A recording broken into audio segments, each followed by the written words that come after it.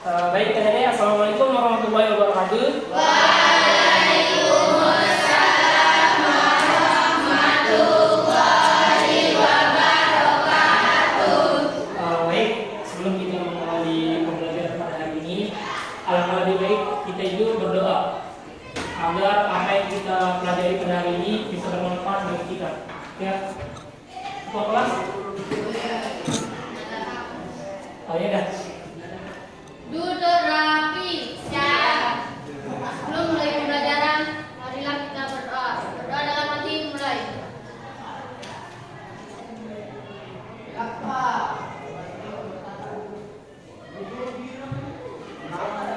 Doa selesai. Baik, terima kasih untuk adik-adik bersama yang punya partisipasi dalam mengajar di kelas 91 di masa pelajaran kemarin. Jadi yang pertama kakak mau sampaikan puji syukur atas Tuhan Allah Subhanahu Wa Taala bisa diberikan kita rahmat agar kita bisa bertemu lagi pada hari ini Kamis dan bisa berkata ramah. Jadi poin pertama sebelum kita mengawali pelajaran, ada yang tahu kita mengulas kembali materi kemarin? Ada yang tahu materi kemarin dari bab 3 tentang pokok pikiran pembukaan undang-undang.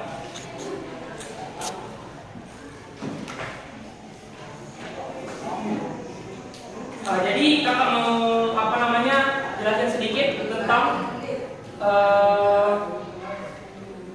makna dari alinea. Yang pertama makna dari alinea untuk pembahasan ulang sedikit ya, sama pokok-pokok pikiran, dan yang ketiga sama sikap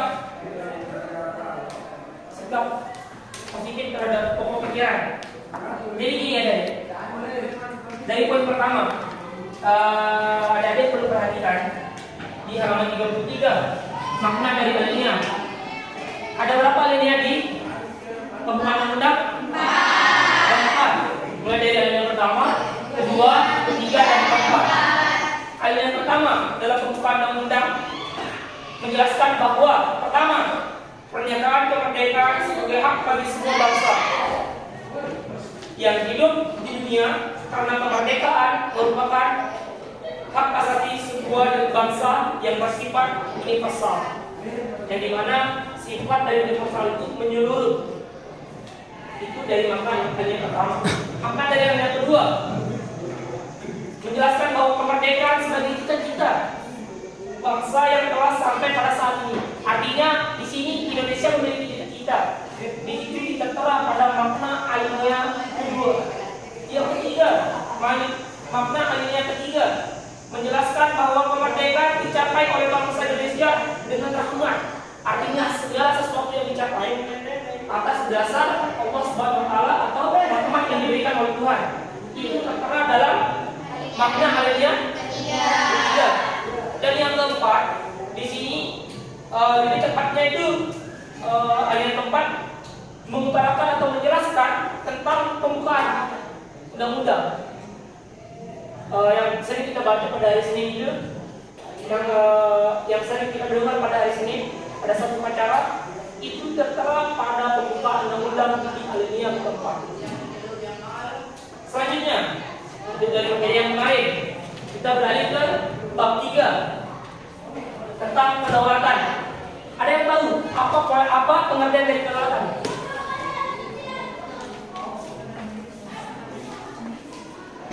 Pengertiannya? Ada yang tahu?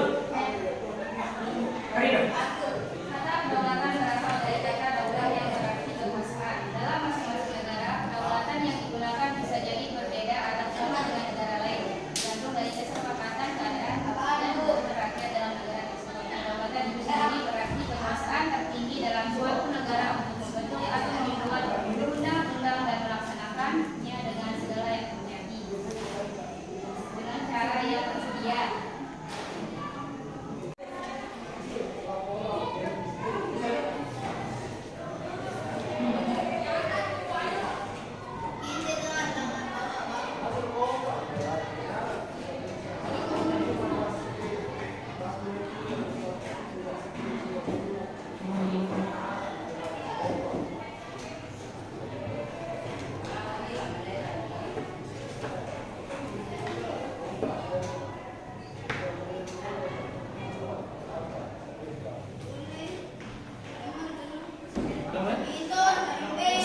Iya udah mulai.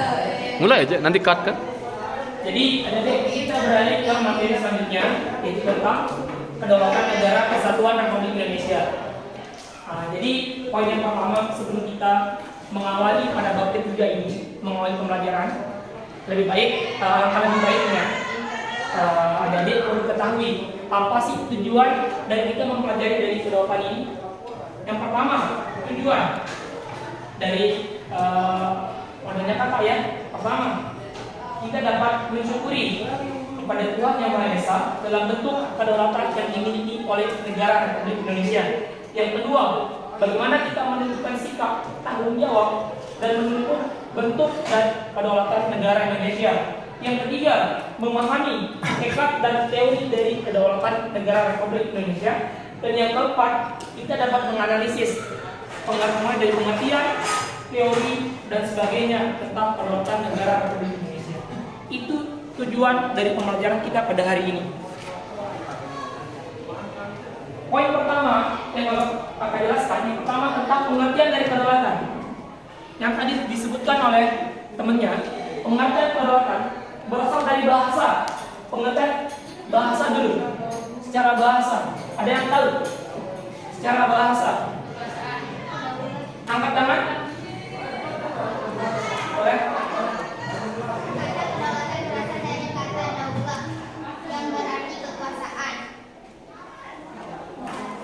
Berasal dari kata daulah atau kekuasaan.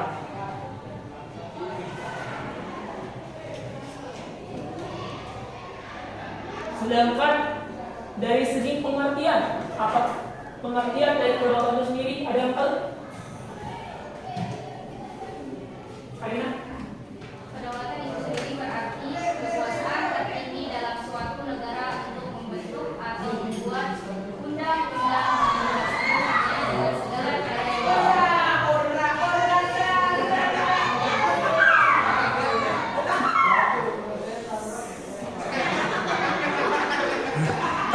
Poinnya di sini. Kedaulatan ada dua pengertian.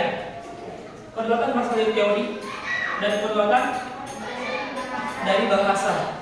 Secara bahasa, pengertian dari kedaulatan adalah berasal dari kata daulah atau dari bahasa Arab, artinya itu kekuasaan. Kekuasaan berarti daulah. Sedangkan dari pengertiannya, kedaulatan adalah kekuasaan tertinggi yang ada di suatu negara. Itu poin dari kedaulatan. Yang kedua, poin kedua. Setelah kedaulatan, kita akan menganalisis sifat-sifat kedaulatan. Ada yang tahu sifat-sifat kedaulatan?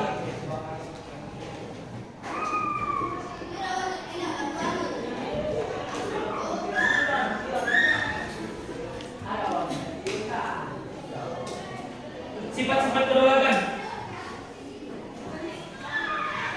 Ada yang tahu? Ya? Satu aja. Asli. Yang lain? Bisa. Permanen. Yang lain? Kamu? Tunggal. Cuma satu. Meco, sorry ya. Tidak terbatas.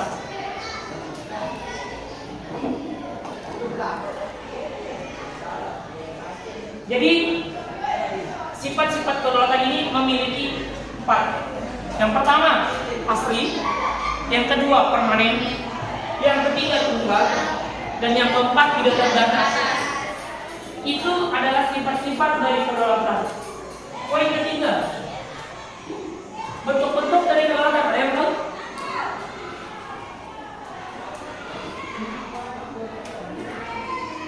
Pertama, yang lain? Boleh? Kedaulatan ke dalam. Yang kedua, keluar.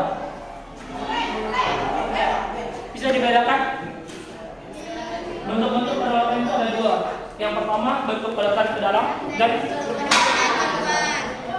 jadi aku jelasin nih bentuk dari kedaulatan ke dalam artinya kekuasaan yang memiliki asal pemerintahnya untuk tujuannya hanya berasal dari dalam saja.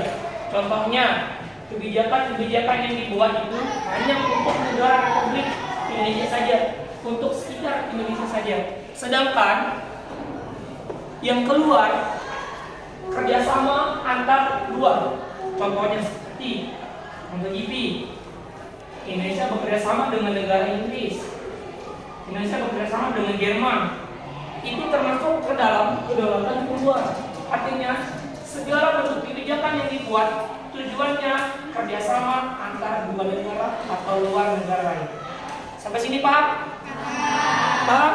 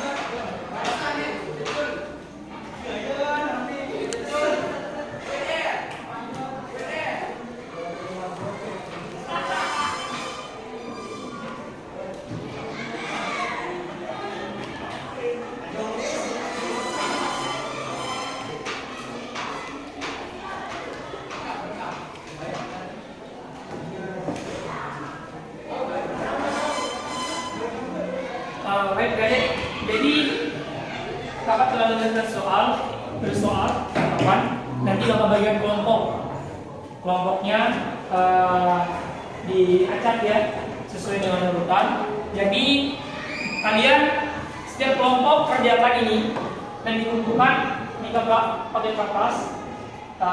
Selanjutnya poinnya siapapun yang tidak mengerjakan apa namanya jangan tulis namanya, oke?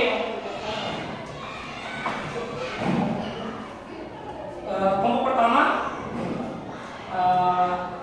Karina, tadi ini Karina ditulis di kertas. Kelompok kedua ini kamu kan. Kelompok ketiga Dan kelompok kelima siapa kemarin? Kelima siapa? Pas kan?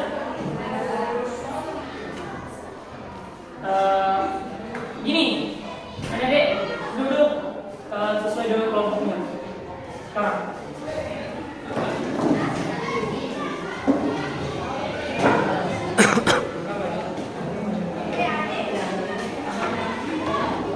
Intinya kalian duduk aja.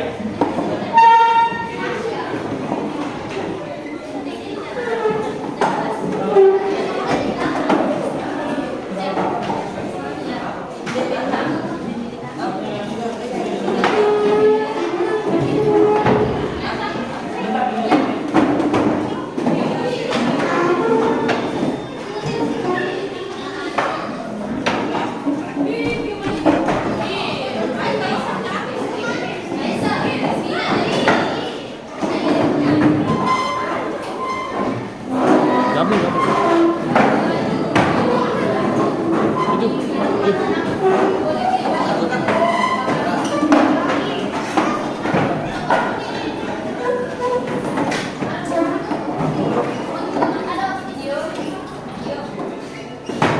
Gabung. Hidup. Udah duduk. Jadi kerjakan nanti satu orang atau kelompok bisa maju ke depan dan presentasi, ya. Nanti teman-teman apabila ada kendala atau yang kekurangan dari kelompok yang presentasi boleh ditanyakan atau menambahkan, ya. Baik, adik, jadi kalian sudah mengerjakan? Jadi selanjutnya kita ke tahap presentasi, ya. Untuk kelompok pertama, maju dulu. Rina. Yang pertama adik-adik dengerin, ya. Nanti sekiranya kalau mau bertanya ada kekurangan bisa langsung tanyakan. Bisa juga menambahkan. Assalamualaikum warahmatullahi wabarakatuh.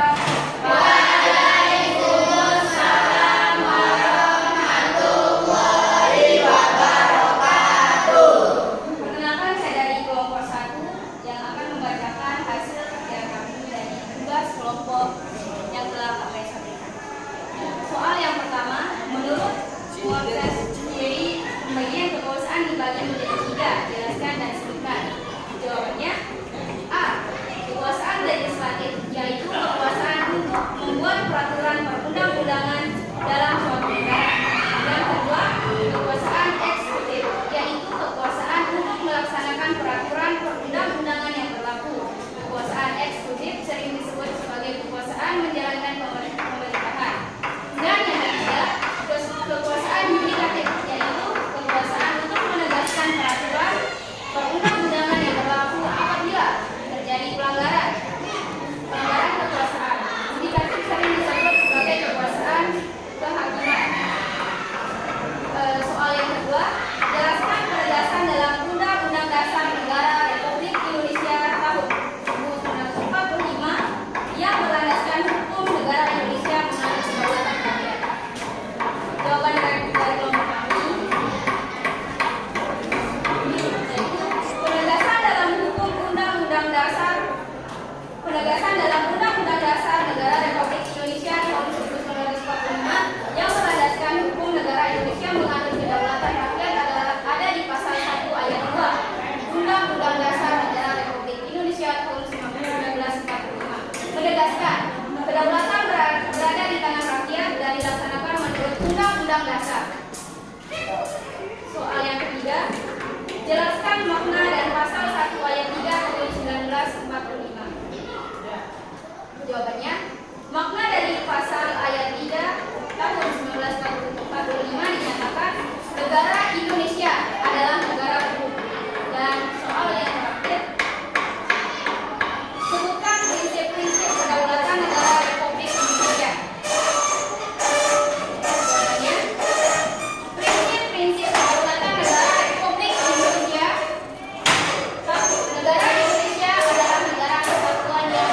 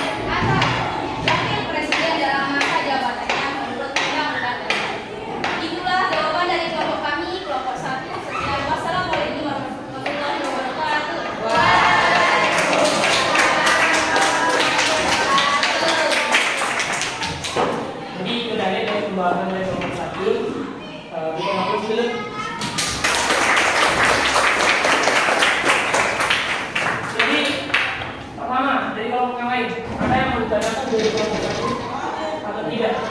Atau ada yang mau menambahkan? Ada? Ada pun ada? Selanjutnya kelompok 2.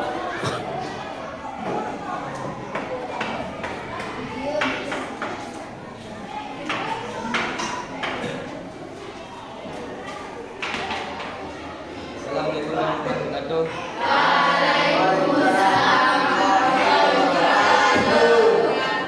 Saya yang berangkat kelompok 2 ini membacakan nomor 1. Menurut pembagian kekuasaan dibagi menjadi 3. Jelaskan dan sebutkan. Jawab. Kekuasaan legislatif yaitu kekuasaan yang membuat undang-undang dalam suatu negara. 2. Kekuasaan eksekutif yaitu kekuasaan yang melaksanakan peraturan undang-undangan yang berlaku. 3.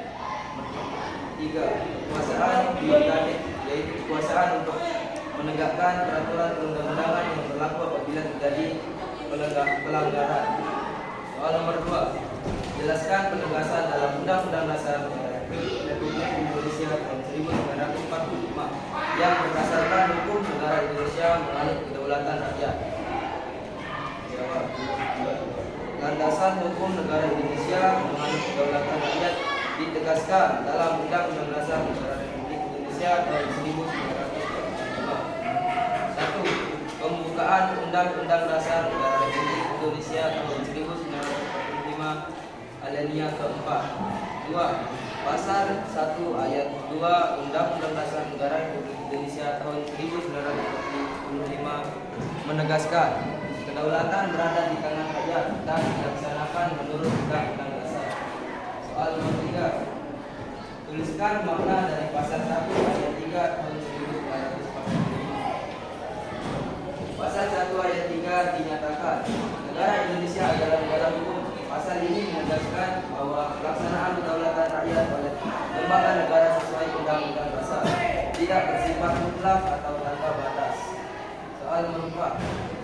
Sebutkan prinsip-prinsip kedaulatan negara Republik Indonesia. Prinsip-prinsip kedaulatan negara Republik Indonesia adalah sebagai berikut. 1. Negara Indonesia adalah negara kesatuan yang berbentuk republik. 2. Kedaulatan berada di tangan rakyat dan dilaksanakan menurut Undang-Undang Dasar. 3. Negara Indonesia adalah negara hukum. 4. Presiden tidak dapat membentukkan dan atau membubarkan Dewan Perwakilan Rakyat. 5. Menteri diangkat dan diberhentikan oleh Presiden. 6. MPR hanya dapat memberhentikan Presiden dan atau Wakil Presiden dalam masa jabatannya menjadi Presiden.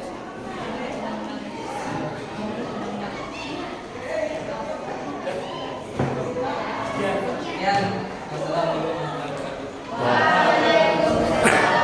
wabarakatuh.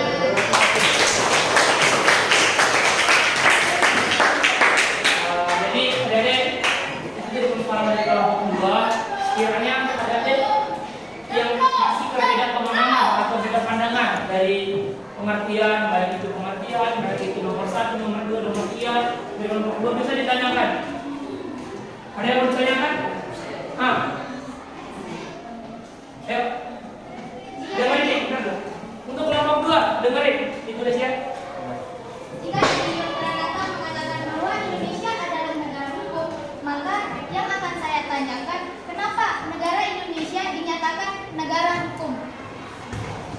Poinnya, kenapa negara Indonesia dinyatakan sebagai negara hukum?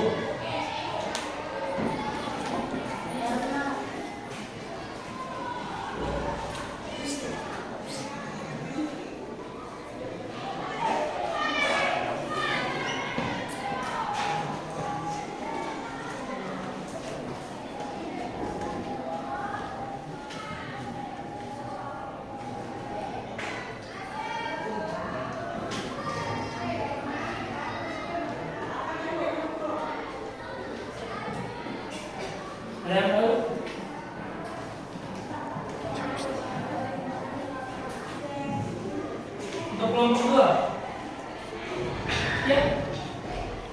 Pasal 1 ayat 3 dinyatakan negara Indonesia adalah negara hukum. Pasal ini menegaskan bahwa pelaksanaan kedaulatan rakyat oleh lembaga negara sesuai Undang-Undang Dasar, tidak bersifat mutlak atau tanpa batas.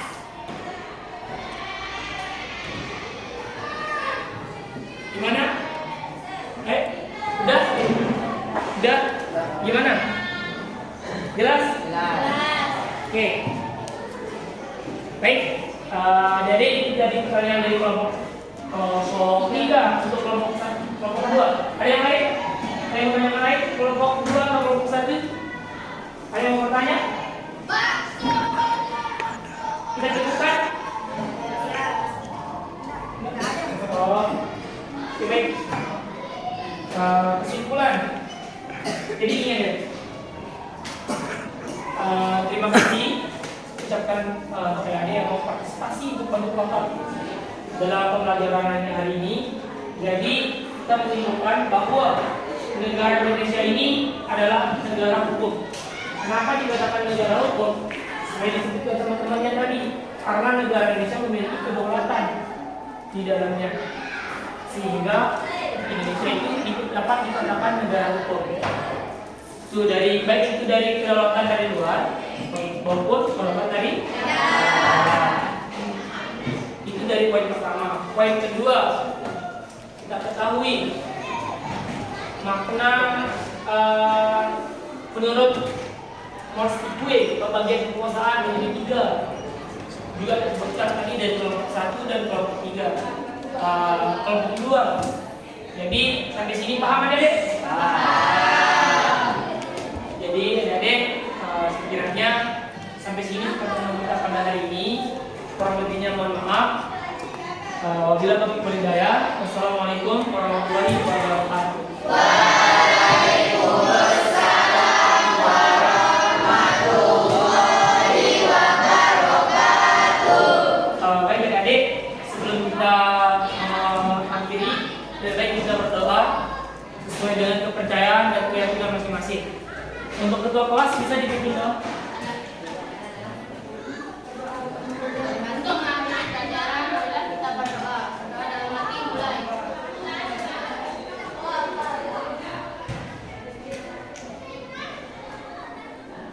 Doa selesai. Oke. Terima kasih adik-adik. Sekiranya adik-adik bisa